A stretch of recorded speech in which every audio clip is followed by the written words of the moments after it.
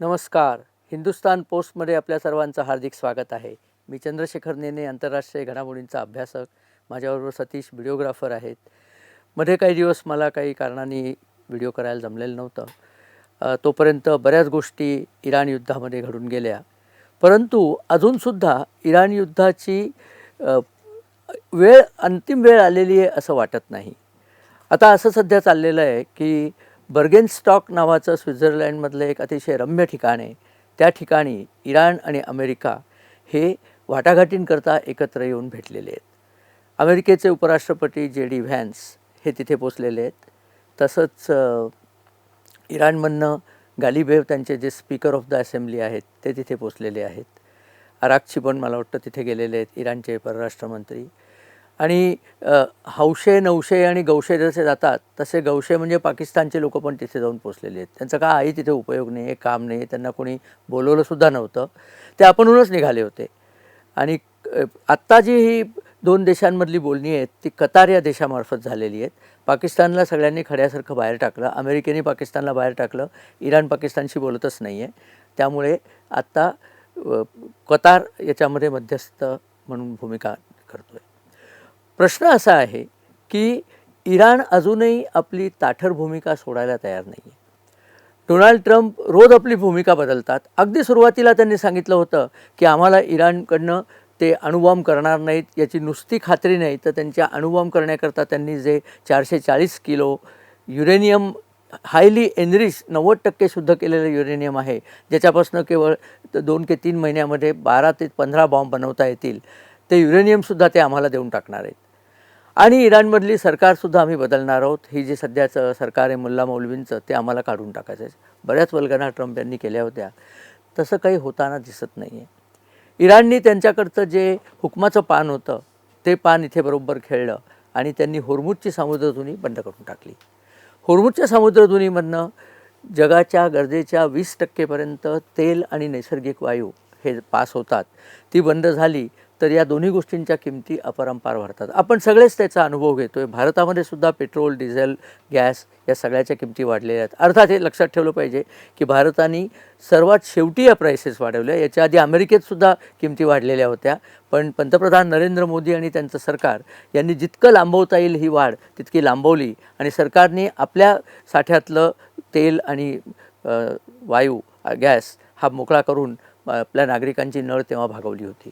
परंतु हे कायमचं करणं शक्य नसतं. जगभर जर किमती वाढत असल्या तर कुठेतरी त्याचा फटका सरकारला बसतो आणि सरकार त्यातला थोडासा तरी आपल्या नागरिकांकडे पास करतं. ते झालेलं आहे. पण काय झालं की या वाटाघाटी पुन्हा थोड्या म्हणजे ती पालीचं गणित द्यायचे की नाही आपल्याला गणितामध्ये 8वी 9वीच्या गणितामध्ये, की पाल 2 फूट वर सरकते भिंतीवरती, मग 1 फूट खाली घसरते, मग पुन्हा ती 2 फूट वर सरकते, पुन्हा 1 फूट खाली घसरते. तर जर 10 फूट भिंत चढायची असली तर पालीला किती वेळ लागेल, अशी ती गणितं असायची. या वाटाघाटींचं तसंच आहे.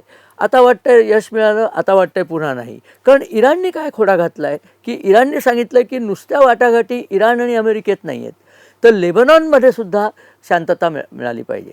आता लेबनॉनमध्ये काय चाललं आहे? लेबनॉनमध्ये इराणनी जे पाळीव दहशतवादी आहेत त्यांचे हेजबुल्ला म्हणून, त्या हेजबुल्लांना इराण सदैव मदत करत असतो आणि ते इस्रायलवरती बॉम्बिंग करत असतात. इस्रायलपासून लेबनॉन अगदी जवळ आहे, म्हणजे इस्रायलची सीमाच लागलेली आहे, उत्तर सीमा.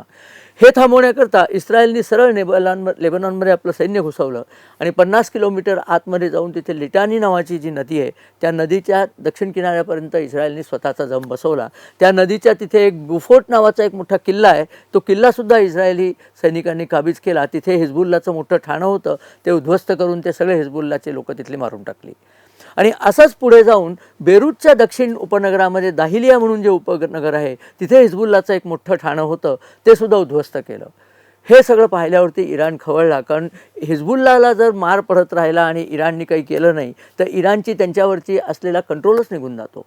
त्यामुळे इराणनी सांगितलं की तिथे शांतता मिळाल्याखेरीज हे थांबायचं नाही. इस्रायलने काय उत्तम कारवाई केली की त्यांनी लेबनॉनीज सरकारशी वाटाघाटी सुरू केल्या. ते म्हणले हेजबुल्ला कोण आहे? उद्या पाकिस्तानशी जर वाटाघाटी करायच्या झाल्या, आपण करणार नाही आहोत, पण करायच्या झाल्या तर आपण जैशे मोहम्मदशी करणार नाही आहोत, आपण पाकिस्तान सरकारशी करू. हेजबुल्ला हा तिथला एक दहशतवादी गट आहे. इस्रायल त्यांना मोजतच नाही, त्यांना फक्त मारूनच टाकतो. कारण इस्रायलने सांगितलं हे लोक आमच्या जीवावर उठलेले आहेत, यांना कुठल्याही परिस्थितीत माफी नाही. आणि ट्रम्पने अगदी सांगितलं तरीही नाही, मध्ये त्या विषयावरती ट्रम्प आणि नेतान्याहूमध्ये भांडणसुद्धा झालेलं आहे. पण नेतान्याहू इस्रायलचे पंतप्रधान म्हणले की माझी माणसं जर मरत असली तर मी तुम्हालाही किंमत देत नाही. तुम्ही इराणशी काहीतरी शांतता वार्ता करता, त्यांना म्हणावं की इराण आणि अमेरिकेची शांतता करा. लेबनॉनचं तुम्हाला काय दत्तक घ्यायचं पडलं? लेबनॉन तुमचा कोण? आणि आम्ही लेबनीज सरकारशी बोलतोच आहोत. हिजबुल्लाशी आम्हाला बोलायचं नाही, कारण हिजबुल्ला हे बोलण्याच्या लायकीची नाही, जनावरं आहेत ती, त्यांना मारूनच टाकलं पाहिजे. हा प्रकार तिथे अजून चालू आहे बरं का. मध्ये एक थोडीशी युद्धबंदी जाहीर केली तर हिजबुल्लानीच इस्रायलची कळ काढली. मग मात्र इस्रायलने त्यांना जबरदस्त चोप दिला की लगेच इराणचे लोक तिथे फुरंगटून बसले की नाही, हिजबुल्लाला मारलं तर आम्ही होर्मुजची समुद्रधुनी बंद करू, म्हणून आता पुन्हा बंद केली. अर्थात हे फार दिवस चालायचं नाही. इराणलाही माहिती आहे इराणची अवस्था अत्यंत गंभीर झालेली आहे. दारुगोळा संपत चाललेला आहे, लोकांना खायला अन्न नाही आहे, प्रचंड महागाई आहे. तेहरान आणि इराणच्या मुख्य शहरांमध्ये पाणी संपलेलं आहे, लोकांना पाण्याकरता दाही दिशा भटकायला लागत आहेत. इराणसारखा देश जो पेट्रोलचं निर्माण करतो तिथे पेट्रोलचं रेशनिंग करायची वेळ आली, कारण इराण फक्त कच्चं तेल बाहेर काढतो, रिफायनिंग इराणमध्ये होत नाही. त्यामुळे पेट्रोलची सुद्धा टंचाई निर्माण झाली. नागरिक भयंकर संतापलेले आहेत. त्या IRGCचे जे गुंड आणि सैनिक आहेत त्यांच्याशी अजून लढता येत नाही म्हणून नागरिक गप्प आहेत. तरी बऱ्याचशा शहरांमध्ये ऑलरेडी उठाव व्हायला सुरुवात झालेली आहे. हे कुठे जाईल हे कोणालाच माहीत नाही. आणि याचा सगळ्यात चांगला परिणाम तुम्हाला तर बघायचा असला उत्तम रीतीने तर कच्च्या तेलाच्या किमतीवरती एकदम परिणाम होतो. कच्च्या तेलाच्या किमती गेल्या 3 महिन्याच्यामध्ये $58 प्रति बॅरल म्हणजे 159 लिटर त्यातनं निघतं पेट्रोल, हे आपण लक्षात ठेवलं पाहिजे. $58 प्रति बॅरलपासनं $120 वर गेल्या होत्या आणि आज मितीला त्या 78 खाली आलेल्या आहेत. त्या खाली कधी येतात? जेव्हा होर्मुजची समुद्रधुनी उघडेल किंवा शांतता होईल किंवा इराणनी मार खाल्ला हे कळलं की त्या किमती खाली येतात.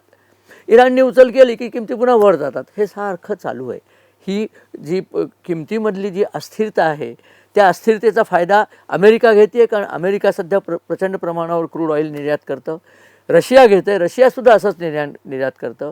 त्याचा फटका बसतो तो भारत, चीन, जपान, कोरिया या सगळ्या देशांना की जे हे सगळं तेल आयात करतात. त्या आयात करणाऱ्या देशांना याचा फटका बसतो.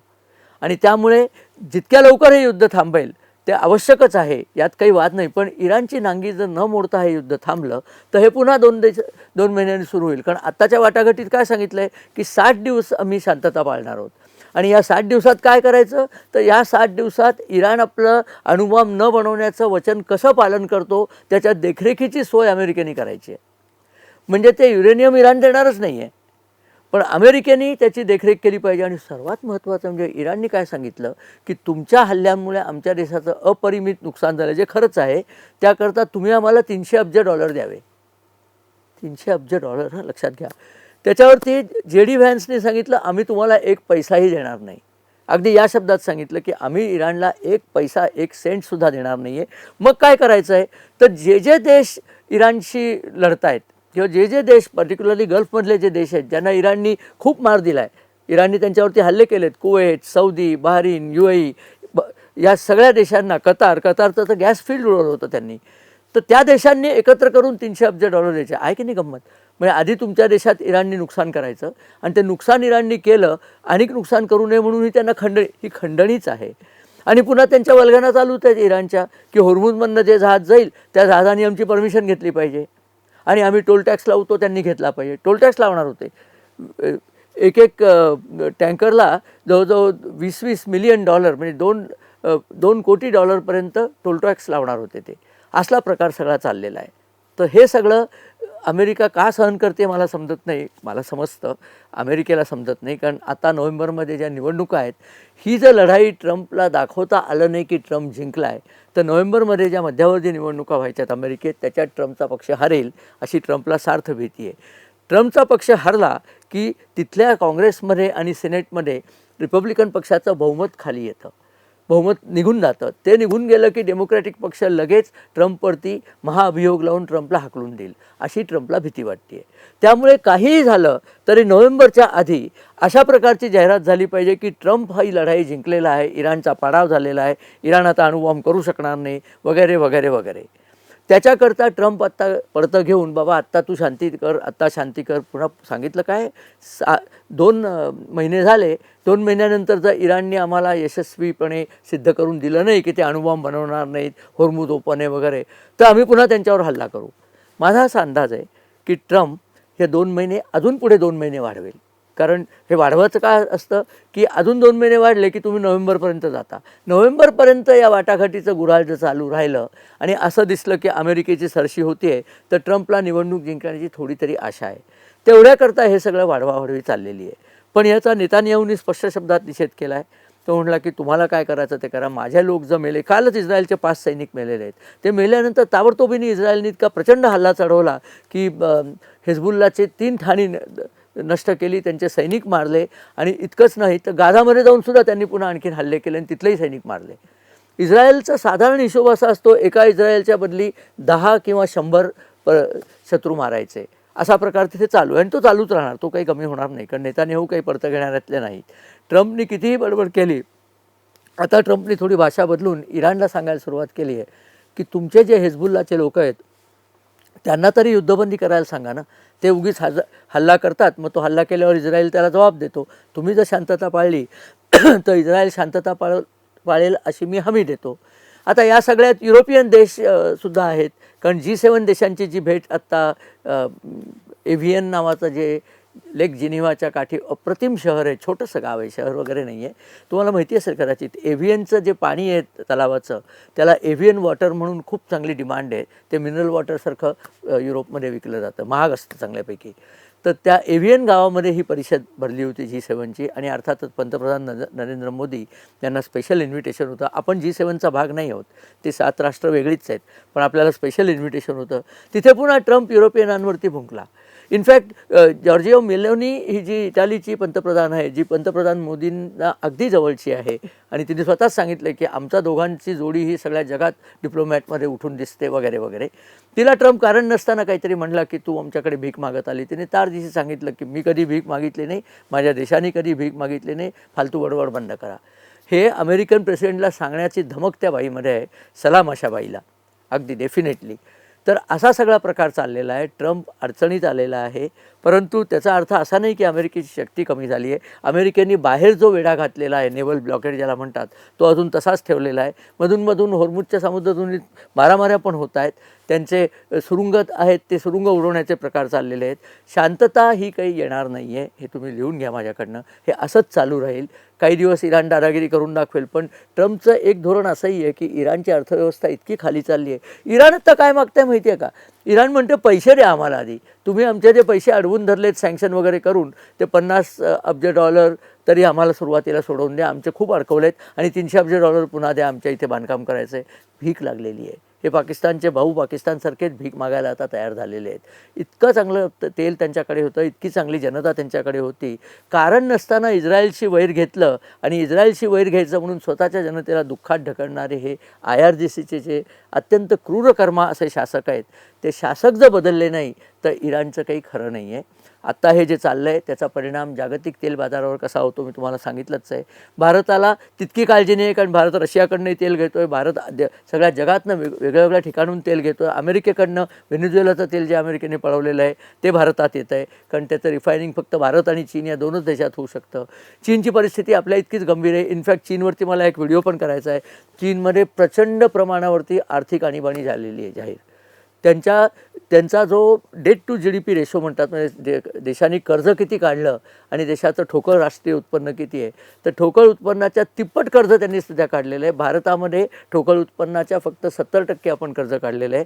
अमेरिका एवढी कर्जबाजारी आहे, त्यांनीसुद्धा ठोकळ उत्पन्नाच्या 125% म्हणजे 1.25 पटीने एवढं कर्ज काढलेलं आहे. चीनची परिस्थिती अत्यंत गंभीर आहे. कदाचित येत्या काही दिवसात आपण बघाल की चीन अर्थव्यवस्था चीनची एकदम ढासळेल आणि त्याचे जागतिक पडसाद सगळीकडे उमटतील. त्याच्यावरती एक वेगळा व्हिडिओ करणारच आहे. तुर्तास इथे थांबतो की अजून तेलाच्या किमती फार लवकर कमी होतील याच्याकडे लक्ष देऊ नका. अजून यांची मारामारी चालू राहील. वाटाघाटीसुद्धा, त्या पालीचं उदाहरण लक्षात ठेवा.